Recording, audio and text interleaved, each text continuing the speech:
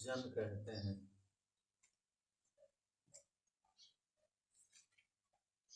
और जो सज्जन बनते हैं उनको ईश्वर सुख देते हैं।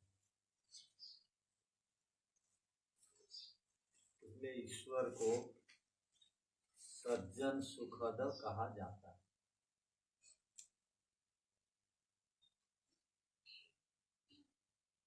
महर्षि दयानंद जी ने आर्याभिविनय ग्रंथ का प्रणयन किया।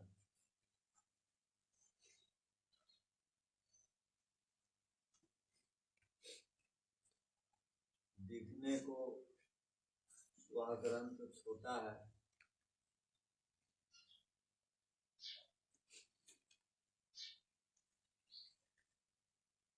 कुछ मंत्रों की प्रार्थना उपासना स्तुति से संबंधित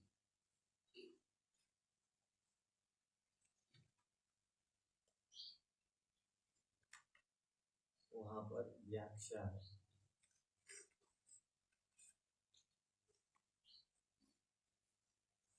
उन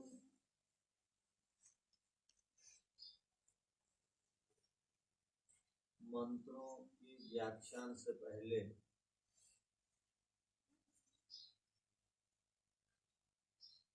अर्थात महर्षि दयानंद जी ने उन मंत्रों की व्याख्या की और प्रथम मंत्र की व्याख्या से पहले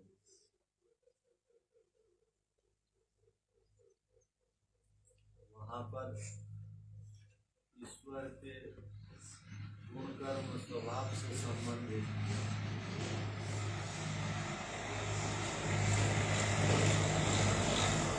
अनेक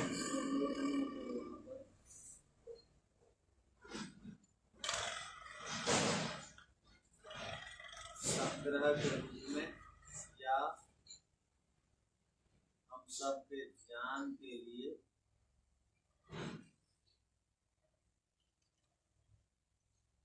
वहाँ दिया गया। अब उन सब संबोधनों से हम परिचित हो गए। तो क्रम का संबोधन है सज्जन सुखद। तो ईश्वर को यहाँ कहा गया है, हे ईश्वर आप सज्जनों के सुख को देने वाले हैं।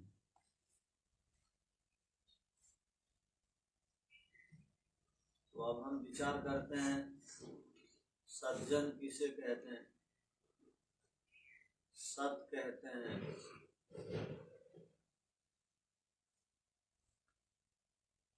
अच्छा को, श्रेष्ठ को, बढ़िया को, सुंदर को।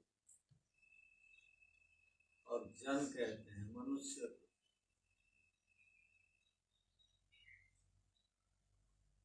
तो जो अच्छा मनुष्य है, श्रेष्ठ मनुष्य है, वो सज्जन है। और जो श्रेष्ठ और अच्छा मनुष्य है उसको ईश्वर सुख देते हैं। द माने देना, सुख माने जिससे हमको तृप्ति, आनंद, शांति,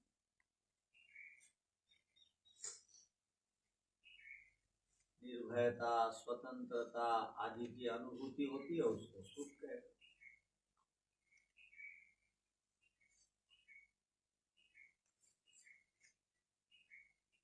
तो सज्जनों को ईश्वर सुख देते हैं।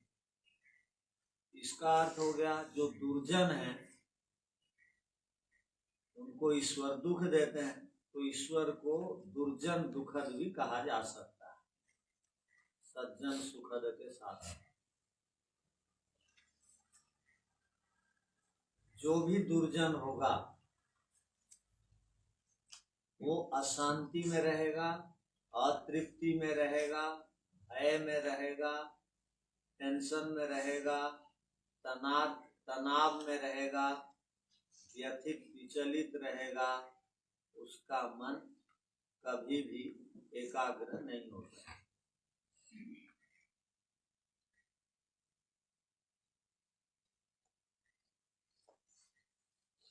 उसको शास्त्रों की सूक्ष्म बात समझ में नहीं आएगी,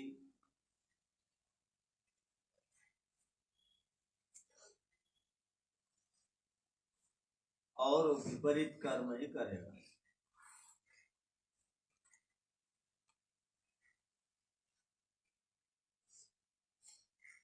तो ईश्वर को सज्जन सुखद कहा गया।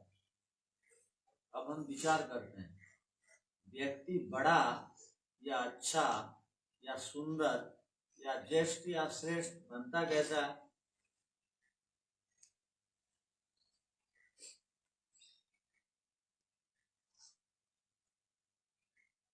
और बहुत सारे लोग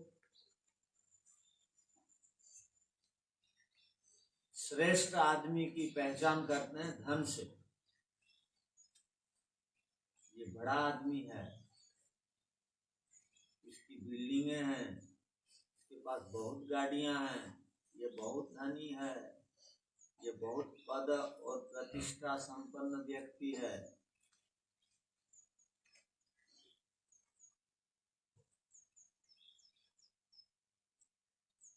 तो ये लोगों की भ्रांति है कि धन धान्य की बहुलता को देखकर, प्रचुरता को देख करके एक को बड़ा बोल देना, श्रेष्ठ बोल देना।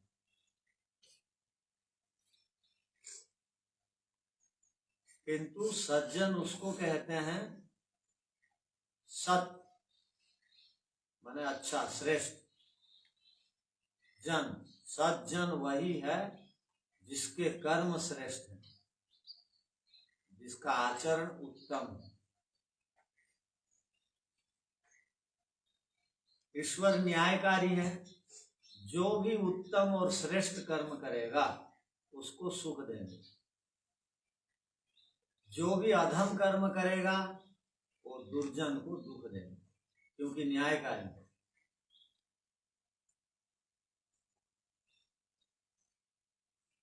अब लोग इसको सहजता से स्वीकार नहीं करते। वो बोलते क्या है कि ये इतना अधिक संपन्न है, जब जो खाना चाहता है खा लेता है, पीना चाहता है पी लेता है, पहनना चाहता है पहन लेता है, घर बना देता है, गाड़ी खरीद लेता है, गाड़ी बदल देता है, ये थोड़ी दुखी होगा।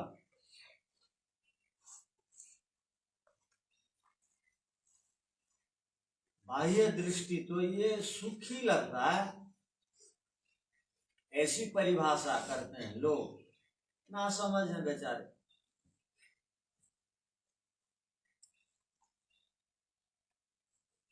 किंतु यहाँ क्या कहा गया? सुख अद, सुख देने वाले। सुख बाहर की चीज नहीं है, वो अंदर की चीज है। सुख नहीं दिखाई देती, और बाहर के पदार्थों से सुख नहीं मिलता। ये एक बड़ा भ्रम है कि जिसके पास गाड़ियां हैं, जिसके अधिक घर हैं, जिसके पास संपत्ति है, वो अधिक सुखी होगा। हम बोलते हैं, परिकल्पना कर लेते हैं, मन में ये विचार ले आते हैं। बाह्य दृष्टि से कोई धनी हो जाने पर, नौकरी या पद प्रतिष्ठा को प्राप्त कर लेने पर, संतान संतति वाला हो जाने पर, बहुत सारे घरों को बना के किराया देने पर, बहुत सारी जमीन होने पर, अरबपति हो जाने पर, बाह्य दृष्टि से कोई भी सुखी नहीं होता। न तो सांख्य दर्शन के ऋषि को लिखना नहीं पड़ता, न दृष्टा तत्सिद्धि निवृत्तेरपि अनुवृत्ति दर्शन। दृष्ट साधनों से सिद्धि नहीं मिलती है, सफलता नहीं मिलती है, दुख दूर नहीं होता है, सुख की प्राप्ति नहीं होती है। तो दृष्ट कहते हैं जो दिखाई देता है। पैसा दिखाई देता है, पोशाक दिखाई देते हैं, भोजन सामग्री दिखाई देती है, गाड़ी घोड़ा भवन दिखाई देते हैं, किंतु इनसे तो कोई सुखी नहीं हुआ।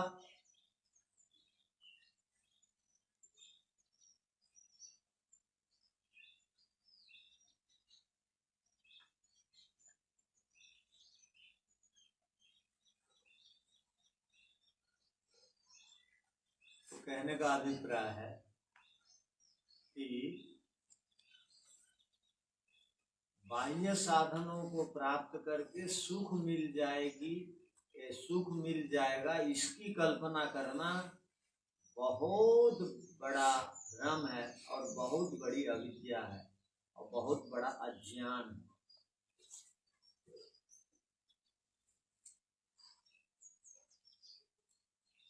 तो पैसे वाले बहुत हैं, वो साधु संतों के पास जाते नहीं। वो पैसे से यदि उनको प्रसन्नता और सुख मिलता तो वो इधर उधर भटकते नहीं, सुख के लिए यहाँ वहाँ जाते रहते, वो करना नहीं पड़ता। तो सज्जन उसको कहते हैं जिसका आचरण और कर्म बढ़िया है, उत्तम है, श्रेष्ठ है, अच्छा है। और दुर्जन उसको कहते हैं जिसका आचरण कर्म गलत है, ठीक नहीं है, उसको दुर्जन कहा जाता है। ये सज्जन और दुर्जन की परिभाषा हो।